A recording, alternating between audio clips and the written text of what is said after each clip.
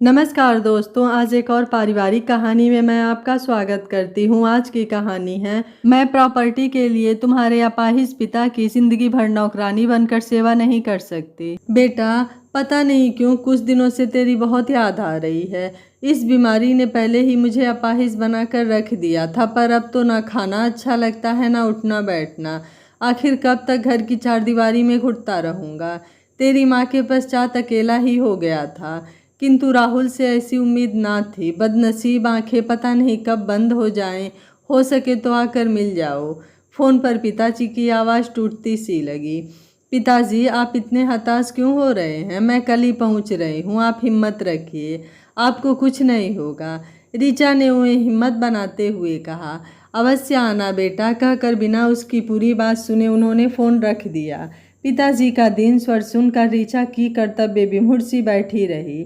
अलौकिक आत्मविश्वास से युक्त मानो की ऐसी मन स्थिति। पिताजी को इतना निराश हताश उसने कभी नहीं देखा था। सच है, समय बड़े से बड़े व्यक्तियों का अहंकार तोड़ देता है।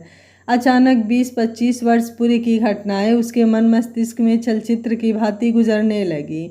याद आया वह दिन जब नमिता उसकी छोटी बहन ने जन्म लिया था। पापा और दादी को जैसे ही पता चला कि लड़की ने जन्म लिया है, वे बिना माँ से मिले ही घर चले आए थे। उनको आया देखकर जब उसने अपने माँ के बारे में पूछा तो पापा बिना कुछ कहे बेडरूम में चले गए, तथा दादी मुंह फुलाकर बोली थी, ठीक क्यों ना होंगी, आखिर एक लड़की और जनी है, हमारी एक और बहन आ गई है, यह तो खुशी की बात है। पर आप गुस्से में क्यों हो? दीपा ने सहजता से पूछा था। अपनी किस्मत को रो रही हूँ, ना जाने कैसी बहू है जो लड़की पर लड़की जने जा रही है, ना जाने कब पोते का मुंह देखूंगी, दादी ने गुस्से से उनकी ओर देखते हुए कहा था। ऋचा और दीपा को पापा और दादी का आक्रोशित होना समझ में नहीं आ रहा था। भाई की तो उन्हें भी चाहत थी, पर अगर भाई नहीं बहन आ गई तो सारा गुस्सा माँ पर क्यों निकाल रहे हैं? वे दोनों सहेली से मिलने जाने के बहाने माँ को देखने घर से निकली। हॉस्पिटल पहुंची तो देखा नानी माँ के पास बैठी हैं और माँ लगातार रोए जा रही हैं। बेटी, लड़की तो लक्ष्मी होती है, जब तक साथ रहती है तब तक मन को आनंद एवं स्फूर्ति देती है, तथा जाते हुए प्यार की ऐसी परछाई छोड़ जाती है जो उसके दूर जाने पर भी निरंतर उसके पास रहने का एहसास करती रहती हैं। तुम निराश क्यों होती हो बेटी? तुम्हारी बेटियां ही बेटों के समान हैं, तुम्हारा वंश चलाएंगी। वैसे भी बेटी बेटियों की माँ राजरानी होती है। मुझे देख, मेरे 3 बेटियां हैं, पर मुझे कोई दुख है क्या? जब तक तुम लोग थी हर काम में मेरा हाथ बटाती रही, और आज जब भी मुझे ज़रूरत होती है तुम तीनों में से कोई ना कोई आ ही जाता है। अपनी चाची को देख, उसके 2 बेटे हैं, पर कौन सा वह बेटे बहू का सुख भोग रही है? दोनों में से कोई भी उसे अपने साथ रखना नहीं चाह रहा है। नाते रिश्तेदार अड़ोस पड़ोस वाले अलग पूछ पूछ कर उसे परेशान करते हैं कि 2 बेटे होते हुए भी आप अकेले क्यों रहती हैं। अब वह किस किस को यह जवाब दे? यह सच है कि किसी भी परिवार को पूर्णतः पुत्र पुत्री दोनों के द्वारा ही प्राप्त होती है, लेकिन इसके लिए अनावश्यक दुख, संताप या तनाव को साथी बनाना उचित नहीं है। प्रत्येक स्थिति के सकारात्मक पहलू पर विचार कर सदैव प्रसन्न रहने का प्रयास करना चाहिए। दुख न कर बेटी, तेरी यही बेटियां तेरे वंश का नाम रोशन करेंगी। कहते हुए उन्होंने प्यार से ऋचा और दीपा के सिर पर हाथ फेरा था। दादी और पापा न जाने किस मिट्टी के बने थे कि भविष्य के लिए वह अपने वर्तमान को नहीं समझ पा रहे थे। माँ ने दादी की सेवा में कोई कमी नहीं रखी थी, पर फिर भी बेटा न जन्म पाने के लिए वह सदा उन्हें ही दोष देती रही। पापा को भी वह सदा भड़काती रहती थी। पापा को भी अपनी माँ ही सदा ठीक लगती, उन्हें भी वारिस चाहिए था। पापा और दादी ने उस नन्ही सा जान का मुँह न देखने की ठान ली थी। पापा और दादी का नन्ही नमिता के प्रति व्यवहार देखकर माँ छिप छिप कर रोती थी। अंततः भरे मन से माँ ने स्थिति से समझौता कर लिया था। माँ ने उन तीनों में ही अपनी दुनिया ढूंढ ली थी। सारी ममता और प्यार वह उन पर उड़ेलती थी, तो भी दादी को अच्छा नहीं लगता। वह कहती, कोख में पुत्र कैसे आएगा जब सारे दिन तुम इन मर्दूदों के पीछे ही पड़ी रहोगी। दादी के कटु वचन सुनकर माँ अंतः कवच में कैद होकर रह जाती, मानो अपनी कोखजाइयों पर ममत्व की वर्षा कर वह कोई अपराध कर रही हूँ। दादी के तर्कस में न जाने कितने जहर बुझे बांट थे जो रह रहकर माँ को घायल करते रहते थे। वह और दीपा प्रतिरोध करना चाहती तो माँ मना कर देती थी, क्योंकि उन्हें भी पता था कि उनका एक वाक्य 100 वाक्यों को निमंत्रण देगा। माँ की परेशानियाँ बढ़ेगी। माँ एक सामान्य परिवार की कन्या थी। उनके रूप पर मोहित होकर पिताजी ने उन्हें वर तो लिया था, किंतु पुत्र ना दे पाने के कारण उन्हें उनकी उपेक्षा के साथ साथ मानसिक यंत्रणा से भी गुजरना पड़ रहा था। माँ अत्यंत सहनशील थी और शायद इसी गुण के कारण वह स्वयं पर हुए अत्याचारों को निःशब्द सहती रही थी। ऐसा नहीं था कि उन्हें कभी बुरा नहीं लगता था या वे विरोध करने के लिए तड़फड़ाई ना हो, पर मन में बैठी हीन भावना के कारण वह विषम परिस्थितियों में भी विरोध नहीं कर पाती थी। वैसे भी अपनी 3 नाबालिग कन्याओं को लेकर जाती भी तो कहाँ जाती। दादी और पिताजी के व्यंग बाणों से आहत माँ को अकेले बैठकर रोते उसने कई बार देखा था। एक बार माँ को ऐसी अवस्था में देख जब ऋचा ने उनसे रोने का कारण पूछा तो उन्होंने उसे अंक में भरते हुए व्यथित स्वर में कहा था, बेटा खूब पढ़ो, आत्मनिर्भर बनो, जिससे किसी के आगे झुकना न पड़े, अपने फैसले तुम स्वयं ले सको। दादी के 2 पुत्र और थे, लेकिन वह अधिकतर इन्हीं के पास ही रहती थी, क्योंकि उनकी पत्नियों से उनकी बनती ही नहीं थी। आखिर सब माँ की तरह सहनशील तो नहीं होते। वे आकर दादी से मिलने तो आते, किंतु अपने साथ चलने के लिए कभी नहीं कहते थे। दादी ने कभी जाना नहीं चाहा। वह कभी उनके पास गई भी तो महीने 2 महीने से ज़्यादा नहीं रह पाती थी, पर फिर भी वह माँ की सेवा की कद्र न कर पाई। त्रुटि न होने पर भी त्रुटि निकाली जाती। माँ को जब तब उनके क्रोध का शिकार होना पड़ता। शायद यही मानव की प्रकृति है, जो जितना दबता है उसे उतना ही दबाया जाता है। पिताजी को तो पुत्र ही चाहिए था, अतः दूसरे वर्ष में माँ पुनः गर्भवती हो गई। पिताजी की पुत्र के लिए चाह तथा पुत्रियों से विरक्ति ने उसके छोटे से मन में अंतर्द्वंद मचा दिया था। उसने मन ही मन खूब पढ़ने का संकल्प ले लिया था। माँ सिर्फ बच्चे जनने की मशीन बनकर रह गई थी। गिरती शारीरिक स्थिति के कारण वह अब चाहकर भी उनके लिए कुछ कर नहीं पाती थी। यद्यपि सेक्स की जांच के लिए अल्ट्रासाउंड कराना अपराध है, पर पैसे से किसी को भी खरीदा जा सकता है। इसी हथियार का प्रयोग कर इस बार अनहोनी की आशंका से बचने के लिए अल्ट्रासाउंड करवाया गया। पता चला कि पुत्री ही गर्भ में है। दादी ने गर्भपात करवाने का निर्णय सुना दिया। माँ आंखों से आंसू लिए बेबस बकरी की तरह जिबा होने चल दी। जब वे अस्पताल से लौटी तो दादी पैर पटकते हुए पूजा घर में जाकर बैठ गईं, जबकि पिताजी पहले ही कहीं चले गए थे। माँ अपने कमरे में बैठकर रोने लगी। माँ को रोता देखकर दीपा और नमिता भी रोने लगी। बाद में पता चला गर्भ में पुत्री नहीं पुत्र था। अल्ट्रासाउंड की रिपोर्ट अस्पताल के स्टाफ की लापरवाही के कारण बदल गई थी। प्रकृति ने निरपराध मासूम की जान लेने का अपराध करने वालों को दंड दे दिया था। इस बार पिताजी भी निराश हताश लगे। जिस मेडिकल साइंस पर उन्हें इतना विश्वास था, जिसके बल पर वह अपने भाग्य का निर्माण करना चाहते थे, वह भी धोखा दे गया। अब किसकी शरण में जाते? वे तीनों पापा के स्नेह की आस में उनके चारों ओर मंडराती। उनके एक एक काम को अपने नन्हे नन्हे हाथों से करके उनके मन को जीतना चाहती, किंतु उन पर कोई प्रभाव ही नहीं पड़ता था। वह अपने व्यवसाय में इतना व्यस्त रहते या व्यस्त रहने की कोशिश करते थे कि लगता था कि उनके पास समय ही नहीं है। घर में रहते तो सदा फ़ोन पकड़े रहते या मोटी मोटी फाइलों में सिर छुपाए रहते। माँ से भी उन्हें कम ही बातें करते देखा था। घर खर्च के लिए माँ को रुपए पकड़ा कर अपने कर्तव्य की तीसरी समझ लेना उनकी आदत बन गई थी। माँ ने अपनी स्थिति से समझौता कर लिया था, किंतु पिता के प्यार से वंचित वे तीनों उनके व्यवहार एवं बेरुखी को सहन नहीं कर पा रही थी।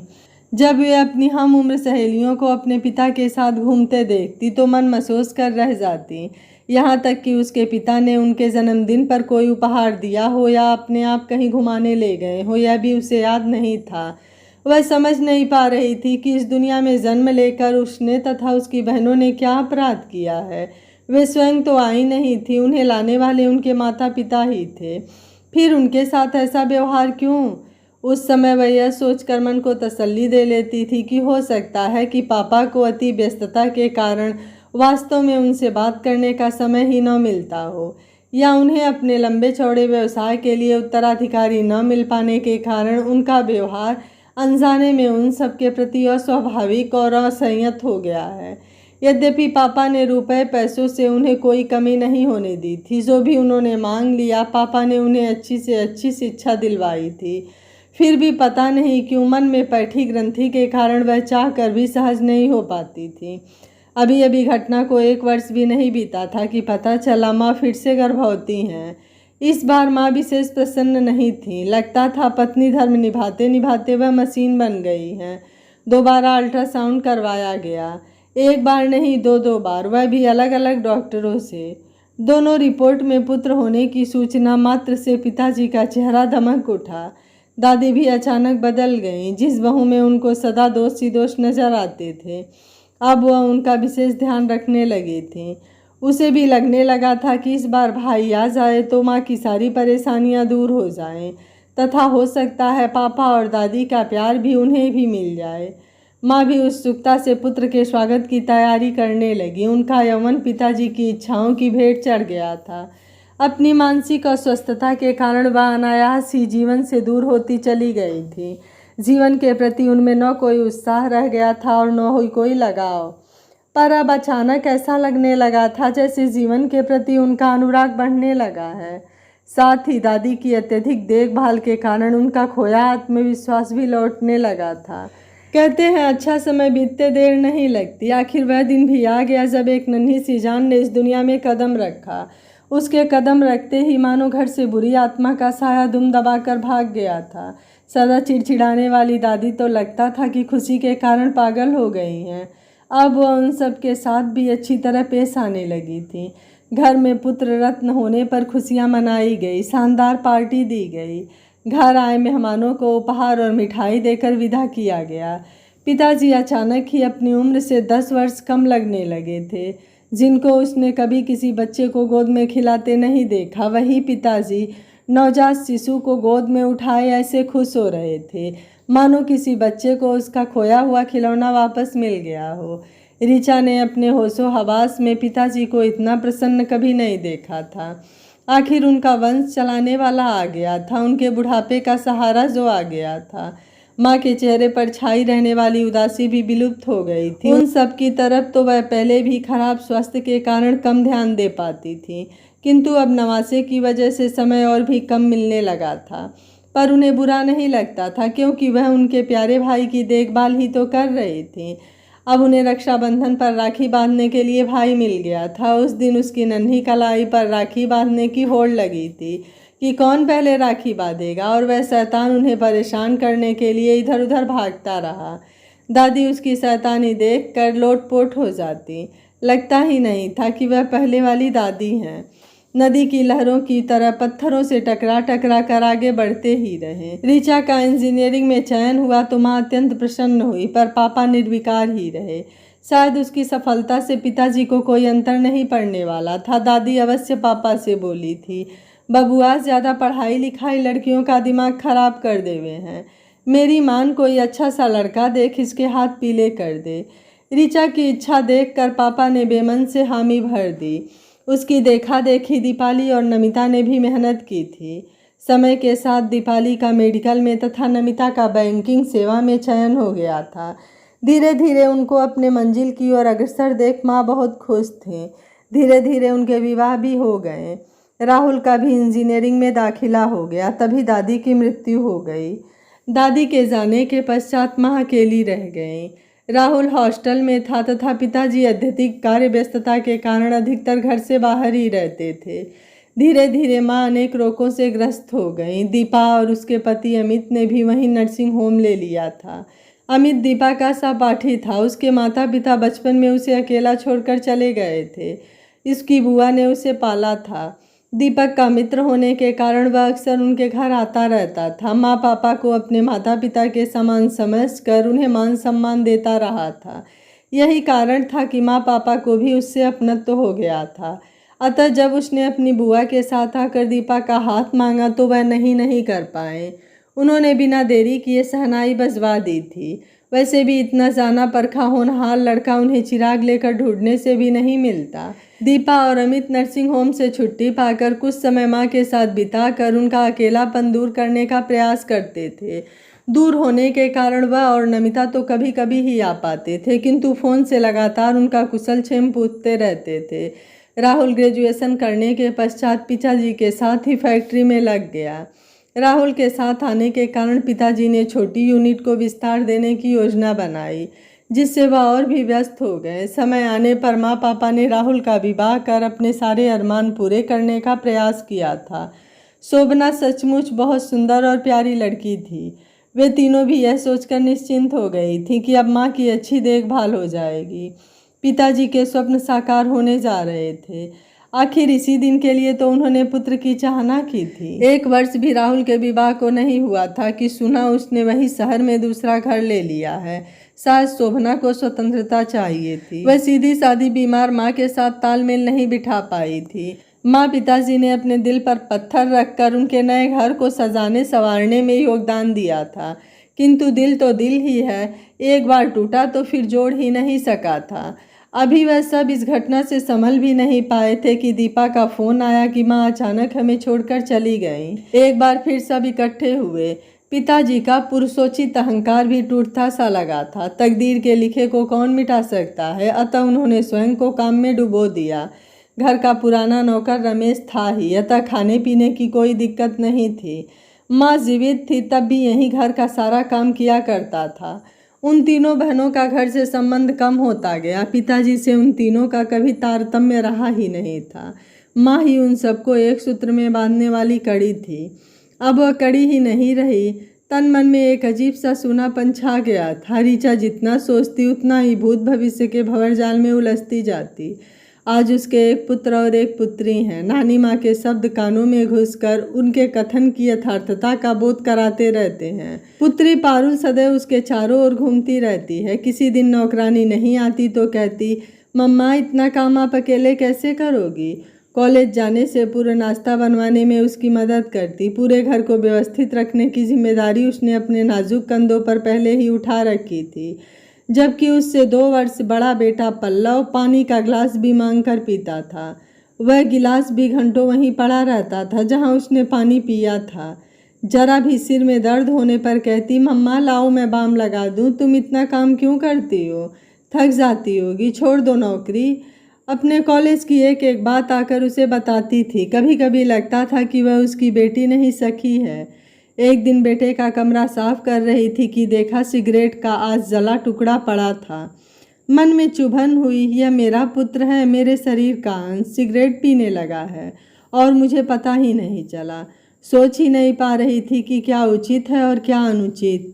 संतान अपनी है, अच्छी है, बुरी भोगना तो है ही। पल्लव से पूछा उसने। कहा, सॉरी मम्मा। बेटा, पकड़े जाने पर केवल सॉरी बोलकर तुम अपनी गलती को सुधार नहीं सकते। क्या तुम नहीं जानते कि सिगरेट पीना शरीर के लिए कितना हानिकारक है। पर मेरे कहने से कुछ फर्क नहीं पड़ने वाला जब तक कि तुम स्वयं उसकी अच्छाई और बुराई को समझ न सको। मैं हमेशा तो तुम्हारी निगरानी कर नहीं सकती। शायद तुम्हें अच्छा भी ना लगे, तुम बड़े हो रहे हो, अपना भला बुरा स्वयं समझ सकते हो, लेकिन यही उम्र है जीवन संवारने की। अब चाहे इसे संवारो या बिगाड़ो, सब तुम्हारे हाथ में है। ऋचा ने बेटे को समझाते हुए कहा था। सॉरी मम्मा, अब आपको कोई शिकायत का मौका नहीं दूंगा। तुमसे यही उम्मीद है, प्यार से पल्लव के गाल को थपथपाते हुए उसने कहा था। पल्लव के चेहरे पर शर्मिंदगी के भाव तथा क्षमा याचना उसे सुकून पहुंचा गई थी। जब बच्चे बड़े होने लगते हैं तब हर माता पिता को बच्चों के भविष्य की चिंता सताने लगती है। अगर बच्चे अच्छे निकल गए तो लगता है जीवन संवर गया, लेकिन यह भी भ्रम है। माता पिता भले ही भली भांति अपना कर्तव्य निभा ले, लेकिन अपनी ऊंची उड़ान और जवानी के नशे में बच्चे अपने बूढ़े और लाचार माता पिता के प्रति अपने कर्तव्यों का निर्वाह भली भांति कहाँ कर पा रहे हैं। कुछ दिन पूर्व ही पिताजी को पैरालिसिस का अटैक पड़ा था। उनका आधा हिस्सा निष्क्रिय हो गया था। तीनों बहनें बारी बारी से उनकी सेवा में संलग्न रहने की कोशिश करती। राहुल और शोभना भी आ जाया करते थे, पर उनका व्यवहार देखकर लगता था कि उन्हें उन तीनों का पिताजी के पास आना और रहना पसंद नहीं है। उन्होंने यह भी कभी नहीं कहा कि आप सब क्यों परेशान होती हो, मैं और शोभना तो हैं ही उनकी देखभाल के लिए। वह ना तो पिताजी को अपने घर ले जाकर उनकी सेवा करके अपना कर्तव्य निभाना चाहते थे और ना ही यह चाहते थे कि वे तीनों वहाँ आया करें। भला ऐसे कैसे हो सकता था। उन तीनों को बारी बारी से पिताजी की सेवा में संलग्न देख राहुल शोभना भी वहीं आकर रहने लगे। यह देखकर ऋचा को अच्छा लगा। चलो किसी भी तरह उन्हें अपने कर्तव्यों का एहसास तो हो रहा है।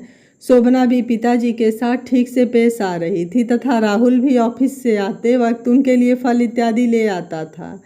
एक दिन ऋचा ने राहुल से कहा, अब जब तुम दोनों आ ही गए हो तो मैं चली जाती हूँ। ठीक है दीदी, राहुल ने संक्षिप्त सा उत्तर दिया था। एक रात को उसे नींद नहीं आ रही थी। पिताजी के कमरे में जाकर देखा तो वह सो रहे थे। वह फ्रिज से पानी निकालकर अपने कमरे की ओर जाने लगी। तभी राहुल के कमरे से कुछ आवाज़ें सुनाई पड़ी।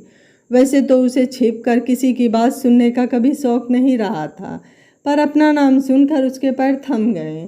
शोभना की आवाज़ थी, अच्छा हुआ जो हम लोग समय पर आ गए, वरना दीदी पिताजी को बरगला कर सब कुछ अपने नाम करवा लेती। शायद तुम ठीक कह रही हो, तुम पिताजी का ज़रा अच्छे से ख्याल रखना। यही समय है जब हम उन्हें अपनी ओर कर सकते हैं। डॉक्टर कह रहा था कोई इम्प्रूवमेंट नहीं है, हार्ट पर भी असर आ गया है। ऐसे लोग कुछ ही दिनों के मेहमान होते हैं। मैं सब समझ रही हूँ। तुम्हें क्या लगता है कि तुम्हारे अपाहिज पिता का सेवा करने का मुझे शौक़ है? नहीं, लेकिन मैं जानती हूँ। अब तुम दीदी को जल्दी से जल्दी विदा कर दो, वरना कहीं हमारी मेहनत असफल न हो जाए।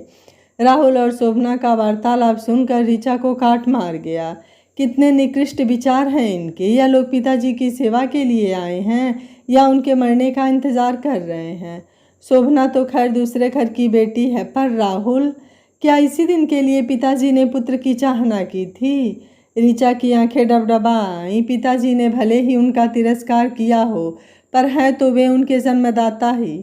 भाई जिसके साथ जीवन के इतने वसंत बिताए थे, अचानक पराया लगने लगा।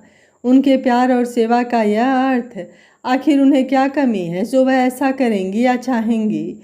भारी कदमों से ऋचा अपने कमरे में लौट आई तथा दूसरे दिन ही जाने का मन बना लिया, वरना 1-2 दिन और रुकने की सोच रही थी। अपने भी कभी कभी कितने बेगाने हो जाते हैं, दिल छलनी हो जाता है। पिताजी जिन्हें अब पैसे से ज़्यादा प्रेम और अपनत्व की आवश्यकता है, उन्हें इन लोगों के बीच छोड़ने का मन तो नहीं था। कहते भी हैं बीमार व्यक्ति को दवा से ज़्यादा प्यार से मीठे बोलों की आवश्यकता होती है, पर घर की सुख शांति के लिए जाना ही श्रेयस्कर लगा था। विधि को कुछ और ही मंजूर था। दीपा से पता चला कि पिताजी अब ठीक हो रहे हैं तो मन प्रसन्नता से भर उठा। राहुल और शोभना का सेवा करने का धैर्य समाप्त हो गया था। वे फिर अपनी दुनिया में लौट गए थे। रमेश ही उनकी सेवा कर रहा था। उनको अकेले रहता देख ऋचा उनसे मिलने गई। उसका मन था कि ऐसी स्थिति में पिताजी अकेले रहने के बजाय उसके पास रहें। उसके अनुरोध पर पिताजी बोले थे, बेटा, इंसान को विषम परिस्थितियों में भी घबराना नहीं चाहिए। रमेश है ही मेरी देखभाल के लिए। दीपा भी जब तब आकर मुझे देख जाती है। तुम लोगों के रहते मैं अकेला कहाँ हूँ। अब तो व्हील चेयर पर बैठकर घर में स्वयं घूम भी लेता हूँ। जाओ बेटा, मेरे लिए क्यों अपने बच्चों और घर को उपेक्षित कर रही हो। जब आवश्यकता होगी तब बुला लूँगा। होठों पर सहज मुस्कान के साथ साथ आंखों में आंसू भी झिलमिला उठे थे। उनके मुंह से अपने लिए प्यार भरे शब्द सुनकर ऋचा को सुखद आश्चर्य हुआ था। शायद उनके निस्वार्थ प्रेम का मूल अब वे समझ पाए हैं। समय के साथ साथ उनकी मनोवृत्ति में भी परिवर्तन आता गया, किंतु पुत्र के लिए उन्होंने उनकी उपेक्षा की थी, चाहकर भी वह भूल नहीं पाती है। किंतु उन्हें हैरान परेशान देखकर जब तब वह दौड़ी भी आती है। कैसी है स्त्री मन की मानसिकता। यही भावना लड़कों को क्यों उद्वेलित नहीं कर पाती। वह पिता के व्यवसाय को संभालने की जिम्मेदारी तो उठाना चाहते हैं, किंतु पिता को नहीं। पिता का प्यार दुलार पुत्र के लिए रहता है, जबकि पुत्री अपनी संपूर्ण चेतना, संपूर्ण मन से बिना किसी स्वार्थ के उस घर से जुड़ी रहती है जहां उसने जन्म लिया था। किंतु फिर भी उसे सदा पराया धन ही समझा जाता है। ऐसा क्यों? मन में बार बार उठते प्रश्नों ने एक बार फिर ऋचा के मन में पुनः उथल पुथल मचा दी थी। क्या तबीयत ठीक नहीं है जो अंधेरे में बैठी हो? अखिलेश ने अंदर आते हुए पूछा। अखिलेश की आवाज़ सुनकर वह अतीत से वर्तमान में आई तथा पिताजी से फ़ोन पर हुई बातें उन्हें बताई। पिताजी ने बुलाया है तो चली जाओ। बार बार जाने से आप सबको परेशानी हो जाती है। पिताजी की जरा सी तबीयत खराब की खबर सुनकर बार बार जाने वाली ऋचा पता नहीं कैसे यह बात कह गई। शायद राहुल और शोभना का वार्तालाप वो भूल नहीं पा रही थी। परेशानी कैसे? इस समय तुम नहीं जाओगी तो फिर कब जाओगी? बच्चे अब छोटे नहीं हैं, फिर मैं तो हूँ ही ना। अखिलेश ने आश्चर्य से उसकी ओर देखते हुए कहा।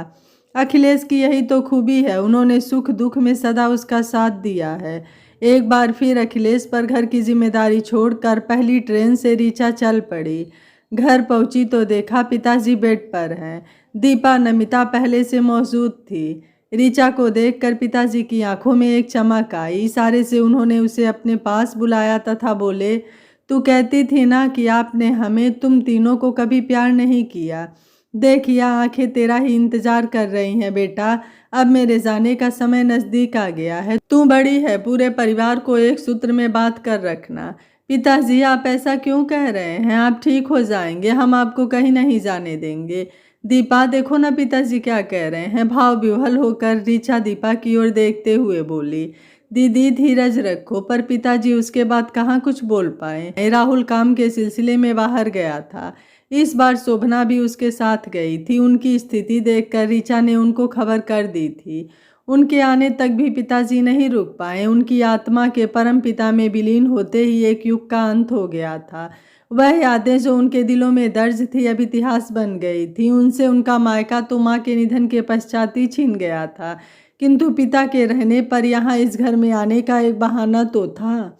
वह घर जिसमें उनका बचपन बीता था, जिससे न जाने कितनी खट्टी मीठी यादें जुड़ी थी, अब बेगाना हो जाएगा। यह सोच ऋचा को पागल बना रही थी। राहुल के आते ही पिताजी की अंतिम यात्रा पर चल पड़े। पूरा परिवार एकत्रित था, पर किसी के मुंह में शब्द नहीं थे।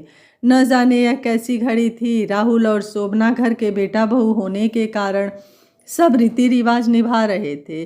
काश वे पिताजी के सामने भी उनके प्रति अपने कर्तव्य का निर्वाह कर पाते, तब शायद अपने अंतिम समय में वह इतने अकेले और बेबस ना होते। अभी अंतिम संस्कार के विधि विधान चल ही रहे थे कि पिताजी के अभिन्न मित्र एडवोकेट श्यामा प्रसाद ने बताया कि मरने से एक हफ्ते पूर्व ही उन्होंने उन्हें बुलाकर अपनी वसीयत लिखवाई थी। उनकी बात सुनकर राहुल चौंक गया तथा शोभना भी उखड़ी उखड़ी लगी। चाचा जी, वसीयत चाहे जो भी हो, हम तो इतना जानते हैं कि जो कुछ पिताजी का है वह राहुल का ही है। हम तीनों को उसमें से कुछ लेना देना नहीं है। स्थिति संभालते हुए ऋचा ने कहा। ऋचा के शब्द सुनकर जहां दीपा और नमिता ने मौन सहमति दे दी, वहीं राहुल और शोभना ने संतोष की सांस ली। पिताजी की तेरहवीं के पश्चात उनकी वसीयत पढ़ी गई। वसीयत में फैक्ट्री और मकान राहुल के नाम करके, अन्य संपत्ति के 4 हिस्से करके, मकान के पिछवाड़े बने कमरे को जिसमें रमेश रहता था उसे उसके नाम कर दिया था। उन तीनों ने अपना अपना हिस्सा उसी समय राहुल को हस्तांतरित कर दिया था। यद्यपि उनके आग्रह को स्वीकार करने में राहुल को हिचकिचाहट दिखी। तुम जानते हो राहुल, पिताजी के लिए पुत्र का दर्जा सदा पुत्रियों से अधिक रहा है, पर आज उन्होंने पुत्र और पुत्री में कोई भेद न करके हमारा मान बढ़ाया है। इससे बढ़कर हमें और क्या चाहिए? पिताजी का जो कुछ भी है वह तुम्हारा ही है और तुम्हारा ही रहेगा। आज हमारे पास जो कुछ है, नाम, शोहरत, इज्जत, सुख, संतोष और शांति, वह भी तो पिताजी की ही देन है। और फिर किसी भौतिक वस्तु की चाहत हम क्यों करें? बस एक दूसरे के दिल में एक दूसरे के लिए जगह बनी रहे, आपस में प्रेम रहे। हम तीनों की बस यही इच्छा है और यही पिताजी की अंतिम इच्छा थी। राहुल की हिचकिचाहट देखकर ऋचा ने कहा, दीदी मुझे क्षमा कर दो, मैं स्वार्थी बन गया था, तभी आप सबके निश्चल प्रेम को समझ नहीं पाया। यह घर जैसा था वैसा ही रहेगा। माँ पापा नहीं रहे तो क्या हुआ, मैं उनके कर्तव्यों को, उनकी सारी जिम्मेदारियों को पूरा करूँगा। भाव विह्वल स्वर में राहुल ने उसका हाथ पकड़ कर कहा। हाँ, एक बात और राहुल, रमेश ने सदा पापा की सेवा की है, उसे उसके हिस्से से बेदखल मत करना। राहुल के भाव विह्वल स्वर को सुनकर भी ऋचा ने निष्प्रिय स्वर में कहा। वह आज तक राहुल और शोभना का वार्तालाप भूल नहीं पाई थी। दीदी आप निश्चिंत रहिए, जैसे रमेश पापा के समय रहता था अभी भी वैसे ही रहेगा, राहुल ने कहा। ऋचा के पीछे खड़ी शोभना के चेहरे पर भी राहुल के समान भाव ही झलक रहे थे। ऋचा सोच रही थी कि पापा की पुत्र के लिए चाह गलत नहीं थी। एक पूर्ण परिवार के लिए पुत्र और पुत्री का होना आवश्यक है। बहन से जहाँ भाई को माँ का वात्सल्य मिलता है, वहीं भाई से बहन को पिता का स्नेह और सुरक्षा मिलती है। परिवार रूपी वृक्ष की हर डाली का अपना एक महत्व होता है, रूप होता है, पर इसके लिए वृक्ष की जड़ का मजबूत होना बहुत आवश्यक है। ऐसा ना हो कि एक डाली की सुरक्षा के लिए दूसरी डाली को काट दिया जाए या मुरझाने दिया जाए। भेदभाव करने से डालियां तो मुरझाएंगी ही, पेड़ भी नहीं पनप पाएगा। इसी शाश्वत सत्य का पूरा जीवन टिका है, पर हम इंसान सब कुछ जानते समझते हुए भी जीवन में इस शाश्वत सत्य को अपना नहीं पाते हैं। ऋचा को खुशी थी तो सिर्फ इतनी कि माँ पापा के जाने के पश्चात भी उनके रोपे पौधे में प्यार और स्नेह के पुष्प निकलने लगे हैं और शायद सदियों तक अनेकों रूपों में अपनी महक बिखेरते रहेंगे। पर यह तभी संभव है जब हम अपने मन में बैठे अविश्वास के पौधों को निकालकर विश्वास रूपी पौधों का रोपण करें। यह कहानी आपको कैसी लगी, आप मुझे अपनी राय कमेंट बॉक्स में ज़रूर दीजिएगा। वीडियो पसंद आया है तो वीडियो को लाइक शेयर एंड चैनल को सब्सक्राइब कर लीजिएगा। Thank you for watching. मिलते हैं अगली कहानी में।